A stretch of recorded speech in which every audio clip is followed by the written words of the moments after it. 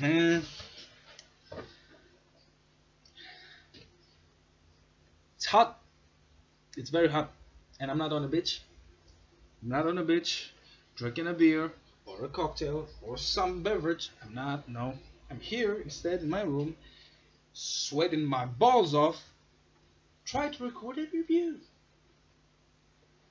Well, I have a fan here, a small one.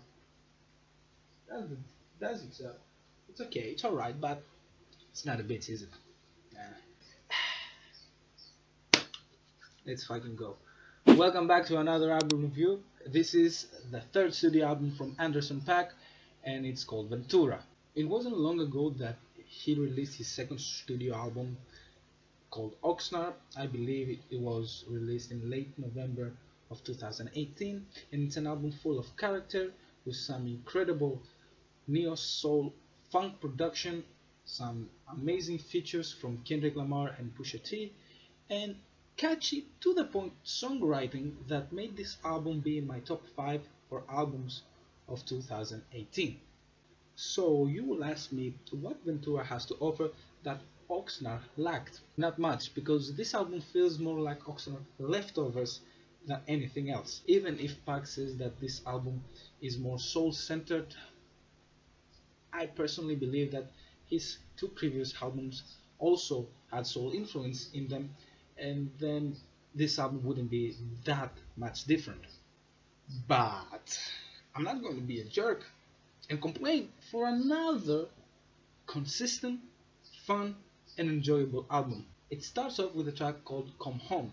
As Paak says, he kicks his new album with a more soulful sound, and this is one of the songs that are more soul centered, with some piano keys, guitar strings, drums, and some really euphoric flutes splattered around the song. It's a song about wanting your partner to return to you, essentially begging her, him to return. But what makes this song stand out for me personally is the godly verse from Under 3000. I mean, how can this man be so consistent and so fucking good? I cannot explain it.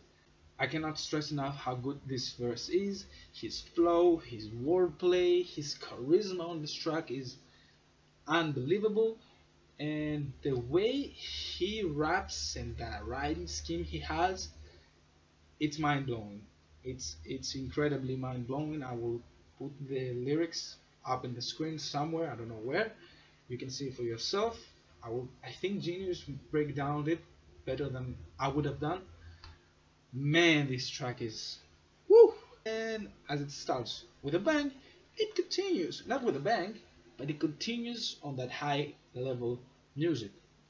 The song called Make It Better, that features Smokey freaking Robinson, is a beautiful song about two lovers falling apart and try to ignite their fire and be together again, try new things, different things, stuff that will help them be better, help their relationship build and grow. The production is another soul cut. It's groovy, Paak's performance is great, and the whole vibe, the whole aesthetic of this track is like you want to grab your lady, get to the dance floor, and start grooving in the back, start dancing. Reaching Too Much is a song that starts more energetic and then switches real quick to a more smooth R&B track. And really, for me, it depends on your preference, what you like. Either you like the first half better or the second half. Personally, I lean more to the second half, the more R&B side of this song, as the first part I feel is not very fleshed out and the production ends abruptly. I think it would be better if the track was divided equally. I think the first part is like 1 minute 20, 30 seconds, and the rest of the song is the second part is like 3 minutes. Maybe I'm nitpicking here, but I think it could have been better. Winner Circle is a mix of soul and funk and R&B, as Paak details his experience with a woman that didn't fall for him instantly, quickly enough because of his fame, money, fortune, whatever you want to say, and she makes him work for it. Paak's flow in the first two verses is to the point, and I like how he brought his more hip hop self, his influence, if you want to say, on the third verse. And also I love the beat between the chorus and especially the solo in the bridge that goes like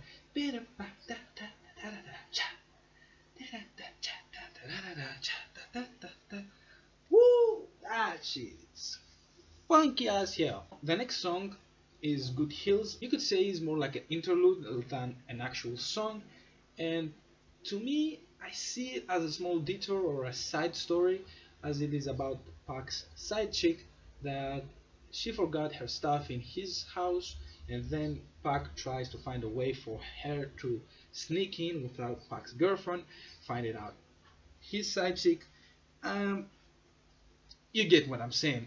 Yada Yada is a song that reminds me a lot about Anderson's first studio album, Malibu, and I'm not sure about what it is that reminds me that feel, but I think maybe it's because of Paak's vocals overshadowing the production a bit. The production is groovy and funky. The quick kicks and the snaps accompany the bass very well, and by the end of the song we get those clean piano keys that makes for an enjoyable and beautiful listen. It's essentially a song about Paak's struggle with major label and success and how far he came, the shit he's been through, and how he is able to make music that he wants, being as creative as he likes right now. The next song is King James. I reacted to that song. I will leave a link down below if you want to check it out. It's a more synth funk track, and it has a more sharp political theme than the previous tracks. And I find it amusing how the next track is called titled Chosen One, right after the song called King James. It's more of a basketball reference of King James. When he came to the league, he was labeled as the chosen one and the one who will bring the championship to Cleveland. He may as well did it. The song Chosen One is about Paak wanting a woman to love him for who he truly is as a person, and not only for his wealth and fame, making her the quote unquote chosen one. Sorry if I pronounce the name wrong. I think it's called Sonia. Maybe I will call her Sonia because it's easier for me. So Sonia vocals and Paak's vocal merge very well together. Her vocals are more powerful, and Paak brings his hip hop side a bit to the second half. The production is grand and lush. You have some electronic synths merged with some guitar and bass strings, and a couple of piano keys that makes for an exciting listen. The song called Jet Black reminds me a lot of the song called Dang from Mac's album The Divine Feminine, and it's a song that Paak was featured in. Considering how close friends they were, and it's safe to assume that either he sampled that song or he took inspiration from it. It's a standout track for me with so much good energy, as Paak talks about how he loves independent women. I mean, who doesn't love independent women? There's a couple of lines that caught my attention as well. These are, if you want to toast to the life that you live, pour enough salts for the whole year. That's, oh, that sounds like an Instagram caption. Hmm, I will use it. And another line is, I watch your feed, but I don't fit into that. Just give me the news. I talked about Instagram earlier, so it's essentially about he knows where she is watching her Instagram, Twitter, whatever she uses. He knows where she is. He watches her feed, but he doesn't feed into her feed. Before the final track, Twilight, is a weird song for me personally because at first I loved it, but then it outgrew me, if that makes any sense. I know it's weird, right?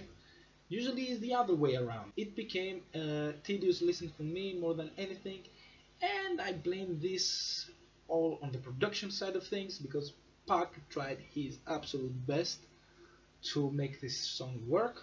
And considering who was on the production, I'm very disappointed because it was Pharrell Williams. I mean, he could have done so much better with Anderson .Paak, and damn, it was very underwhelming considering the statue of Pharrell and how good Anderson is.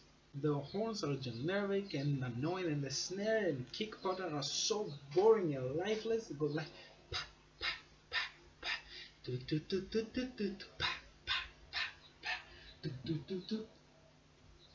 come on, man, you could have done way better than that. At least Anderson ends the album on a very strong note with a song called What Can We Do that features Nate Dogg.